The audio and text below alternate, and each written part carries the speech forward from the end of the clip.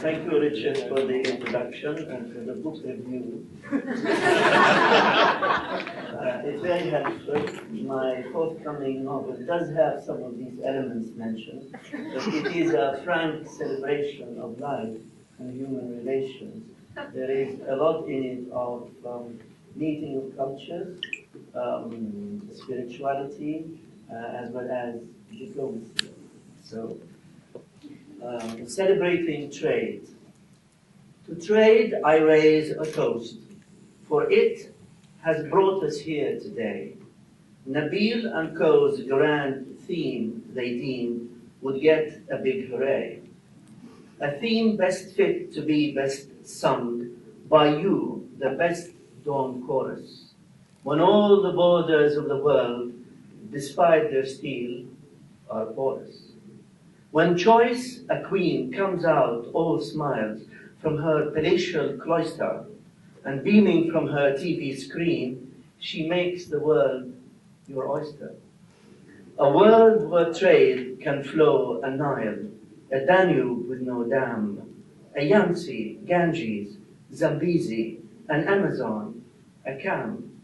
A brave new world where one wee mouse can make you Tom or Jerry, and buy you with the new iPhone, the newer BlackBerry. A wondrous age, when a family sits for its traditional meal, each one fiddling with their mobile for a cyber date or deal. An age when distance disappears as Skype or Viber blinks, and Bieber sings and young girls swoon, while there the Arctic sinks. An age when needs and fading breeds endure a harsh existence, though dear Greenpeace and Comic Relief crusade for their subsistence. An age when banks, with gold to feed all children barred from tables, decide to wait for yet more gold, prompted by government fables. Fables that say that pensioners and students should provide for rogues who love to speculate and go on a world joyride. And so our schools and campuses and surgeries to boot have had to prop up bad business, and that was deemed astute. Astute to close down heart units, concoct a sneaky tax, and raise the fares of sluggish trains, and drop on jobs the axe. The students roamed the streets and roared against the roguish bunch. Their placards went. Some rogues remained, as did the credit crunch. But trade advises calm. The pound must work with every note, and every coin that jingles, and with every merry quote. For trade, if not the first, it is the second oldest profession. How much it shares with number one, we leave for another session. Indeed, our world was shaped by trade. Phoenicia, Rome, and China, the brave Vespucci's of the past, each had an ocean liner, each had a hunter for hope beyond the mist at the edge of the sea, to treasure coasts where dreams were made, sometimes by piracy. The privateers and buccaneers under their sundry flags, the cross, the crescent, the skull and bones, would come to fill their bags. And when the natives still said no to selling their land for a trinket, the priest would mix a holy drink and make the natives drink it. Those days are gone, with their slave ships and laws against the weak. The boats, the boasts, and Mr. Kurtz. Ah, if the sea could speak. The sea is gentler nowadays. Its lanes are shared by all, though big grey sharks will sometimes get much more than those who are small. For ages, trade has been a bridge, a quill for the human story. linking all nations, creeds, and minds for gold, but also glory.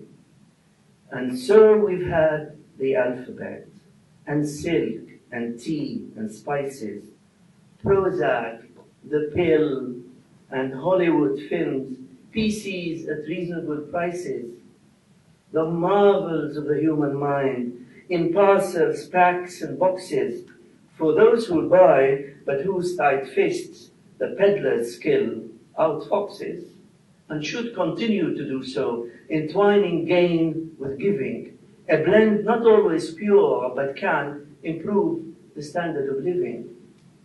This is because without commerce, a thought will dilly-dally, and San Jose would not have had her brilliant Silicon Valley. Alas, the trade in cluster bombs and tanks and guns and rockets is also there, but then not all are there to line their pockets. For trade is also a trade of thoughts, the cultures drawing nearer, science and art at campuses, making our kinship clearer. At campuses where young minds will reshape the world anew and make it smile upon us all, not just the privileged few. It's true we must invest in notes, the dollar and the peso, and all banknotes so that we can enjoy our nice espresso. Invest in them, but then we must invest in values more, in love and fairness, not the race for gain that leads to war. The billions spent on buying arms, on MiGs and phantom jets, should go instead to heal our woes and pay the students' debts. And who can best arrange for men to sit and talk of peace and beat their swords into plowshares, be it for a short-term lease, be it until our injured earth has had her stab wounds healed, and rather than a new battleground has seen a new green field.